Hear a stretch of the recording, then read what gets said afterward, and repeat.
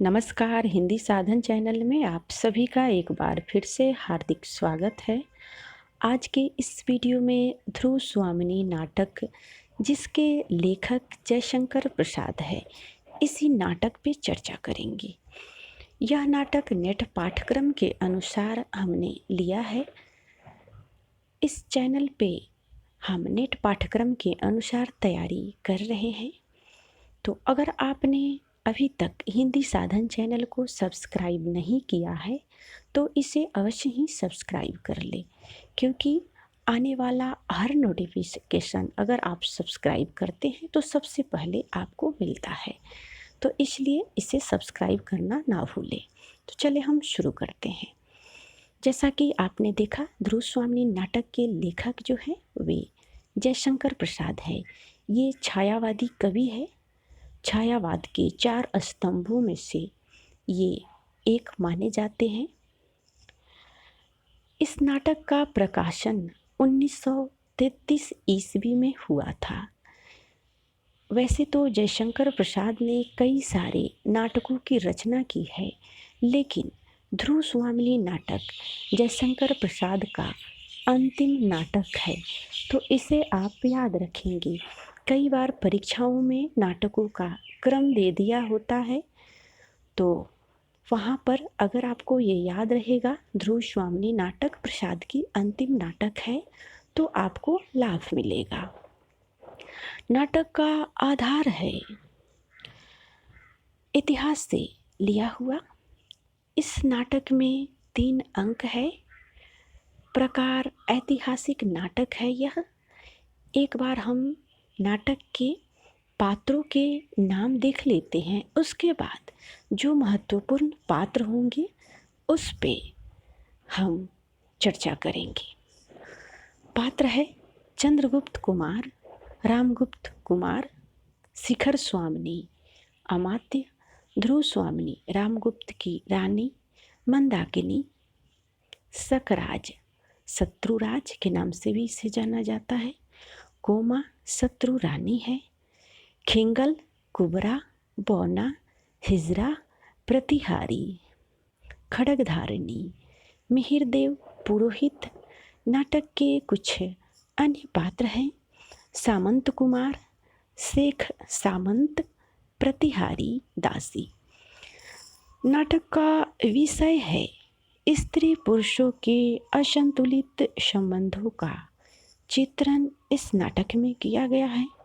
नारी संघर्ष की गाथा ऐतिहासिक पात्रों के द्वारा यथार्थ की अभिव्यक्ति की गई है। स्त्री स्वतंत्र की अभिव्यक्ति पुरुषताक व्यवस्था का विरुद्ध है, प्रेम का आदर्श स्वरूप है। अब हम नाटक के अन्य बिंदुओं पे चर्चा करते हैं। ध्रुव स्वामिनी नाटक के पात्रों का नाम देखने से पहले सबसे पहले हम थोड़ा सा और इस पे कुछ चर्चा करते हैं।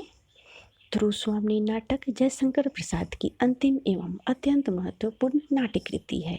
जैसा कि पहले ही मैं बता दी हूँ कि प्रसाद जी की अंतिम नाटक है। ध्रुव स्वामिनी एक नारी प्रधान नाटक है, इसे भी आप याद रखेंगे। प्रसाद जी की ध्रुव स्वामिनी नाटक नारी प्रधान नाटक है। इस नाटक में नाट्य वस्तु और नाट्य शिल्प को उचित रूप से विनियोजित एवं उनमें सामंजस्य परिलक्षित होता है। प्रसाद के अन्य नाटकों के अनुरूप यह भी ऐतिहासिक नाटक ही है। हालांकि इसमें ऐतिहासिकता को जीवित रखा गया है और कुछ तोड़ मरोड़ भी किया गया है। विश्वास दत्त या देवी चंद्रगुप्तम के अंश नाटक के मूलाधार है। नाटक के कथ्य को यथार्थ रूप में यथावत प्रस्तुत किया गया है। अपने आप में एकमात्र नाटक है जिसमें औपन्यासिक प्रवृत्ति का अभाव है। इस नाटक में संघर्ष और द्वंद्व की नाटकीयता परिलक्षित होती है। नाटक का मंचन इतना सरल है कि बिना किसी काट छाट के किया जा सकता है। समस्या प्रधान होने के बावजूद समस्या नाटक के वर्ग के अंतर्गत इसे नहीं रखा जाता है। वैचारिक नाटक होने के पश्चात यह नीरस नहीं है। प्रसाद जी भारतीय संस्कृति के समर्थक थे, इसलिए चंद्रगुप्त की गरिमा बनाए रखने के लिए रामगुप्त की हत्या सामंत कुमार से कराई। इसी तरह प्रसाद जी ने कई जगह ऐतिहासिक तथ्यों को चरित्र रक्षा के लिए या तो छोड़ दिया या उससे मरोड़ दिया। नाटक का उद्देश्य ऐतिहासिक तथ्यों को पुनर्जीवित करने का नहीं, बल्कि उसके भीतर छुपे सत्य को उजागर करना है।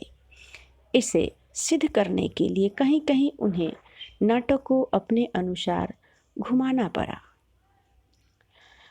नाटक के पात्रों को देखते हैं। ध्रुवस्वामिनी रामगुप्त की पत्नी और महादेवी प्रधान चरित्र, जो कि नाटक के अन्य पात्रों पर भी प्रभाव डाला है। समस्त घटनाएं इसी से संबंधित है। तो ध्रुवस्वामिनी जो है वो नाटक की प्रधान पात्र है। जैसा कि आपने पहले ही देखा है कि ध्रुवस्वामिनी नाटक इस स्त्री प्रधान नाटक है, तो वैसा ही है रामगुप्त की पत्नी महादेवी ध्रुवस्वामिनी, जिन्हें महादेवी के नाम से भी जाना गया है। ये अन्य पात्रों पर भी अपना प्रभाव डाली है। ये जो पात्र है इनका चरित्र अन्य पात्रों पर भी प्रभाव डाला है। सकराज ये गौण पात्र है। महत्वाकांक्षी, रणकुशल एवं कूटनीतिज्ञ भी है। साथ साथ सकराज क्रूर भी है, जो कि रामगुप्त के राज्य को चारों ओर से घेर लेता है। कोमा मिहिरदेव की पालित पुत्री, जो कि सकराज से प्रेम करती है। चंद्रगुप्त समुद्रगुप्त का छोटा बेटा है। साहसी है, पराक्रमी है, वंश और समाज की गौरव रक्षा करने वाला भी है। रामगुप्त समुद्रगुप्त का बड़ा पुत्र है। प्रमुख पुरुष पात्र और विलासी प्रवृत्ति का व्यक्ति है यह। शिखर स्वामिनी रामगुप्त का विश्वास पात्र है। गुप्त कुल का अमात्य, जो कि धूर्त और स्वार्थी है, छल प्रपंच से परिपूर्ण व्यक्ति है। मिहिरदेव सकराज के आचार्य, कोमा के धर्मपिता, जो कि गौण पात्र है। मंदाकिनी चंद्रगुप्त और समुद्रगुप्त की बहन, साहसी और प्रगतिशील युवती है। नारी मन की व्यथा को समझती है। पुरोहित धर्मशास्त्र के आचार्य है। आदर्श ब्राह्मणत्व का प्रतिनिधि चरित्र है। ध्रुवस्वामिनी नाटक का उद्देश्य क्या है, इस पे हम चर्चा करेंगे। अब तक हमने नाटक के प्रकाशन, आधार, अंक, प्रकार, पात्र और विषय को देखा है। अब हम इस नाटक के उद्देश्य को देखेंगे। तत्कालीन समस्याओं को सुलझाने का प्रयास। तत्कालीन नारी समस्याओं को उठाया गया है। नारी दशा दयनीय थी, उसे अपमानित और पददलित किया जाता था। पुरुषों द्वारा अत्याचार किए जाते थे, उन्हें गुलाम समझा जाता था। नाटक का उद्देश्य केवल विवाह, मोक्ष, तलाक या पुनः लग्न की समस्या का हल मात्र नहीं है। देश का विघटन करने वाली राजनीतिक व्यवस्था के भ्रष्ट मूल्यों पर प्रहार किया गया है। राष्ट्र एवं व्यक्ति की अस्मिता का प्रश्न उकेरा है इस नाटक में। तो आज के लिए इस वीडियो में इतना ही। अगले वीडियो में मिलते हैं। तब तक के लिए वीडियो देखने के लिए आप सभी को बहुत बहुत धन्यवाद। अगर आपने अभी तक हमारे चैनल को सब्सक्राइब नहीं किया है तो सबसे पहले हिंदी साधन चैनल को सब्सक्राइब कर ले। धन्यवाद।